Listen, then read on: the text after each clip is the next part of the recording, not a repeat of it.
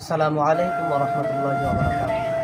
আমি আপনাদের সামনে আসলাম ধর্ষণ এবং হত্যার বিষয়ে একটু কথাবার্তা বলার জন্য। সর্বপ্রথম কথা হচ্ছে, আমরা যেই বিষয়টা গ্রহণ করি সেটা যেন আমরা খুব ভালোভাবে গ্রহণ করি। যেন আপনারা গণতন্ত্রকে গ্রহণ করেছেন, গণতন্ত্রটাকে আপনারা মোটামুটি ভালোভাবে গ্রহণ করেন। গণতন্ত্রের বিষয়টা কি বলে?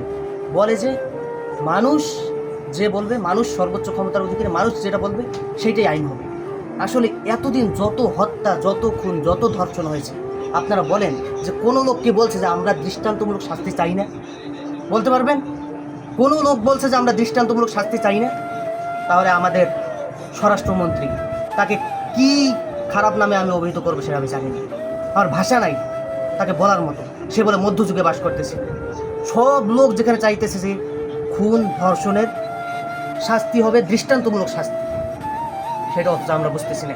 এটা সমস্ত মানুষ চাচ্ছে, অথচ আমরা এটা বুঝতেছি। দ্বিতীয় কথায় আসেন যে হত্যা করা হলো, হত্যার বিধানটা আসলে কি? আল্লাহ পাক রব্বুল আলামিন বলেছেন, যেমন আপনারা আরেকটা বিষয় লক্ষ্য করেন যে আমি এতক্ষণ বাংলায় যেই কথাটা বললাম আপনাদের ভালো লেগেছে, যুক্তিসঙ্গত কথা। সেম কথাটা যখন কোনো আলেম বা কোরআনের আয়াত দিয়ে বলবে তখন আমাদের ভালো লাগে। কেন ভালো লাগে না? আমাদের মেন্টালিটিটাতে কী আসছে, কী ধরনের পরিবর্তন আসছে, কিভাবে আসলো আমি বলতে পারি না।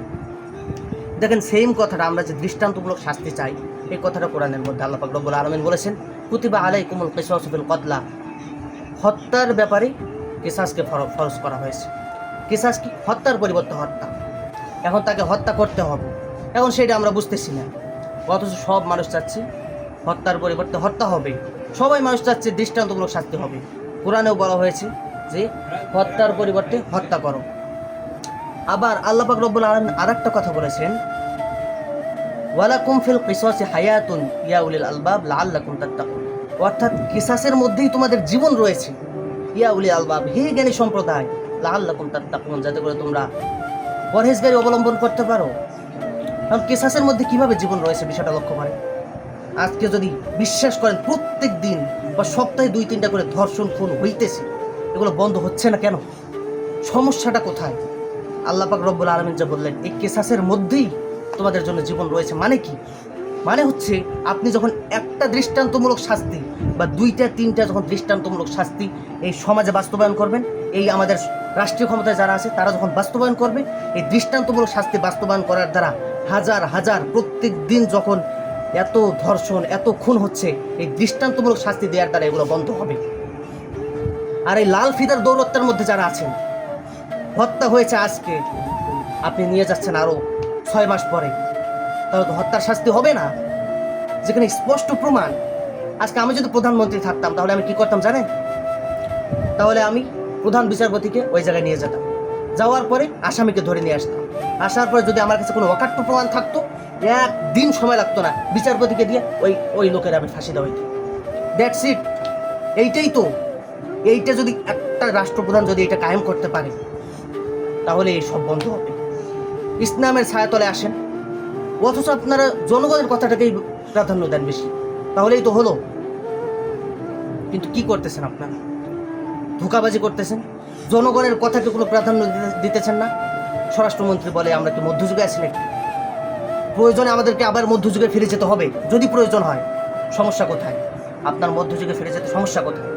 মধ্যযুগের যদি খারাপ কিছু থাকে সেগুলো বর্জন করেন, ভালো কিছুটাকে গ্রহণ করেন। সমাজে হত্যার পরিবর্তে হত্যা কায়েম হতে হবে, আপনাকে কায়েম করতে হবে। আর না পারলে তাহলে আপনি আপনার পথ থেকে সরে যান নিজ দায়িত্বে।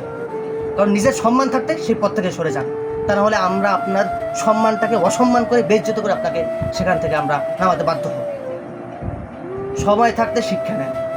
আজকে যখন আপনারা বাংলাদেশের মানুষদেরকে এই 5 বছরের জন্য ক্ষমতায় এসে বৃদ্ধাঙ্গুল প্রদর্শন করতেছেন, এই 5-4 বছর পরে আপনাদেরকেও জনগণ, বাংলাদেশের জনগণ বৃদ্ধাঙ্গুল প্রদর্শন করতে 1 সেকেন্ড দ্বিধাবোধ করবে না। 1 দিনের ভোটের মাধ্যমে আপনারা ক্ষমতাচ্যুত হয়ে যাবেন। সুতরাং সময় থাকতে ভালো হয়ে যায়। আসসালামু আলাইকুম রহমতুল্লাহি ওয়া বারাকাতুহু। এখন আসেন এই যে রামিসা হত্যা মামলা, এই অন্তত এইটা আপনারা তো কার্যকর করেন, কারণ এইটা এখন পুরো বাংলাদেশে ভাইরাল হয়েছে। আপনার হাদি হত্যার বিচার করতে পারতেছেন না, রামিসা হত্যার বিচার করতে পারতেছেন না, রামিসার ধর্ষণের বিচার করতে পারতেছেন না। আপনারা বসে বসে করেনটা কি করেন? কি ছিঁড়েন? কারটা ছিঁড়েন বলেন? কি করেন?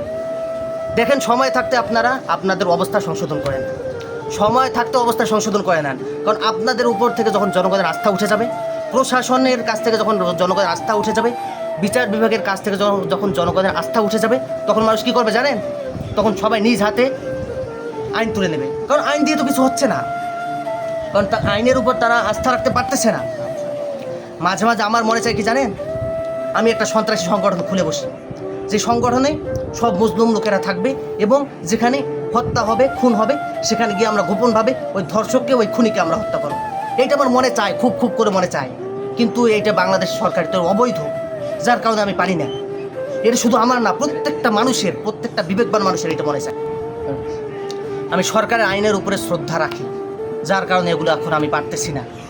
রামেশ্বর বাবা কত কষ্ট নিয়ে এই কথাটা বলতে পারে যে তিনি, তার কোনো বিচার চাওয়ার কিছু নাই, কার কাছে সে বিচার চাবে?